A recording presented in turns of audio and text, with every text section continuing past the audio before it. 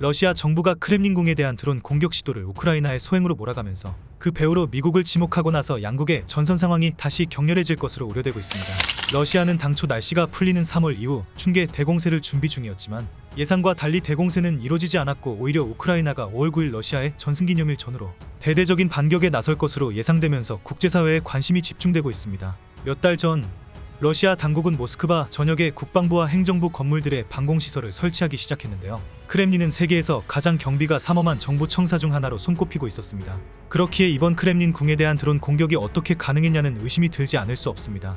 이번 드론 공격이 우크라이나에 대한 대대적 공세를 위한 러시아가 꾸민 자작극일 가능성도 제기되고 있는데 1999년 푸틴이 대통령에 선출되기 불과 몇 달 전 러시아에서는 아파트 폭탄 테러로 300명 이상이 사망했고 당시 총리 자리에 있던 푸틴은 이 사건을 제2차 체첸 전쟁 개시를 정당화하기 위한 구실로 삼았었습니다. 그때 당시 아파트 폭탄 테러의 진짜 배후가 누구인지에 대한 의혹이 여전히 남아있는 가운데 이번 드론 공격 역시 외부 세력에 맞서 러시아인을 하나로 모을 기회로 삼으려는 자작극일 가능성이 있는 것이죠.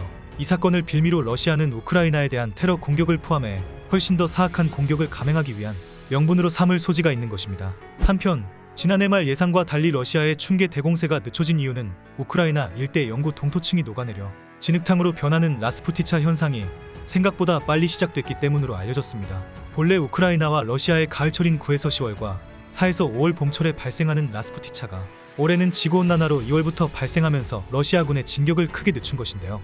이제는 역으로 대대적인 반격을 준비 중인 우크라이나의 발목도 잡고 있다는 분석입니다. 러시아의 충계 대공세를 막기 위해 서방에서 전차, 자주포 등이 속속 우크라이나에 도착하고 있지만 정작 전선에 투입돼도 라스푸티차로 인해 반격용으로 쓰질 못하고 있는 상황입니다. 러시아군 역시 지난해 11월 이후 주요 격전지인 동부 돈바스 전선의 바흐무트 일대에서 꼼짝 못하고 있는데요. 여전히 도시 전체를 장악하지 못하고 있으며 지난 2월에서 3월 다시 공세의 고삐를 쥐고자 동부전선에서 장갑차, 탱크 등을 통해 전선 돌파를 시도했지만 진창에 빠지면서 큰 피해만 봤습니다. 이처럼 푸틴 러시아 대통령이 우크라이나 전쟁과 관련해 악재가 잇따르면서 곤경에 빠져들고 있는데요.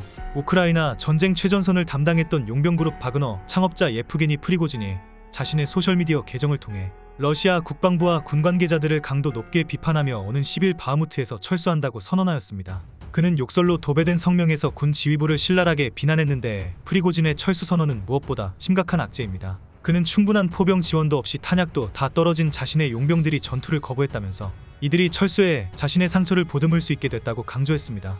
프리고진은 바그너 용병 시신들 앞에서 성명을 발표했으며 병사들을 제대로 훈련시키지도 그들에게 적절한 장비도 지급하지 못한 채 전선으로 내몰았다고 후회했습니다. 하지만 우크라이나 측은 자국군의 오판을 유도하기 위해 러시아군이 내분과 전력 약화, 철수 등을 운운하며 가짜 정보를 퍼뜨리고 있다고 보고 있습니다. 5월 9일 러시아의 승전기념일에 맞춰 양국이 전쟁의 향방을 가를 본격적인 포문을 열 것으로 예상됩니다. 시청해 주셔서 감사합니다. 구독과 좋아요는 영상 제작에 큰 힘이 됩니다.